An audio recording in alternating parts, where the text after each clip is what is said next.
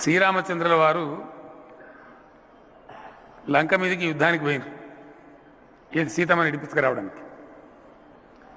యుద్ధం అయిపోయింది, ధర్మం గెలిచింది కాబట్టి సీతమ్మ వారిని తీసుకొని తిరిగి వస్తున్నారు. యుద్ధం జరిగేటప్పుడు అప్పుడు ధర్మయుద్ధం గంట మోగితే ప్రారంభం చేయాలి, గంట మోగితే మళ్ళీ బంద్ చేయాలి. రోజు సాయంత్రం బంద్ చేసేవాడు. సమీక్ష చేసుకునేది ఎట్లా ఉన్నారు ఏమైందని.